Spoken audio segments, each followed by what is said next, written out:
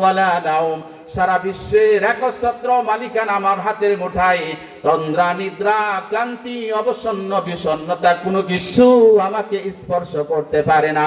আমি এমন ইলা, আমি এমন রব, ঘুম তো দূরের কথা, কোনো ক্লান্তিও আমাকে স্পর্শ করতে পারে না। বলেন সুবহানাল্লাহ। 2 নম্বর প্রশ্ন হলো, 3 নম্বর প্রশ্ন, বাবাকে বিশ্বাস করেন এমন লোক আছে না নাই? নবীকে বিশ্বাস করেন এমন লোক আছে না নাই?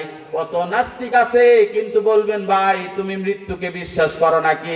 দীর্ঘ একটা নিঃশ্বাসের বলবে ভাই এই মৃত্যুর থেকে বাঁচার মতো ক্ষমতা কারোর।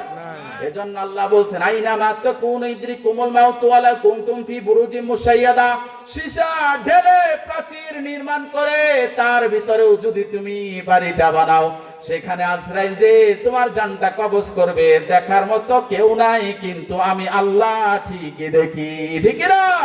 এজন্য আমরা যখন কবরে লাশ রাখি বুকের উপর হাত দিয়ে কি বলি? বিসমিল্লাহি ওয়া আলা মিল্লাতি, এই পড়েন না পড়েন বিসমিল্লাহি ওয়া আলা মিল্লাতি রাসূলিল্লাহ। যখন আবার মাটি দেই মিনহা খলাকনাকুম ওয়া ফিহা নুঈদুকুম ওয়া মিনহা নুখরিজুকুম তারাতান উখরা। মাটির থেকে আল্লাহ বানাইছো, মাটির মধ্যে ফিরায় দিলাম। এই মাটির থেকে আল্লাহ তুমি উঠায়ো, কিন্তু হিসাবটা সহজ করে জান্নাতটা দিয়ে দিও। সুবহানাল্লাহ বলেন। এজন্য সব জায়গায় চাইতে হবে কার কাছে? বলে না কার কাছে? এজন্য কোরআন আছে যেখানে আমরা আছি, সেখানে ইনশাআল্লাহ আমরা কোরআন থেকে কথা বলবো। কোরআনের চাইতে উৎকৃষ্ট কিতাব দুনিয়ার মধ্যে আর আছে? আছে।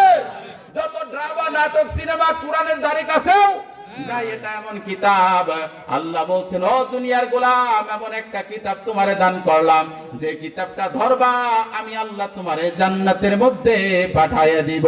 সুবহানাল্লাহ বলেন। এজন্য সব সমস্যার সমাধান দিতে পারে আল কোরআন।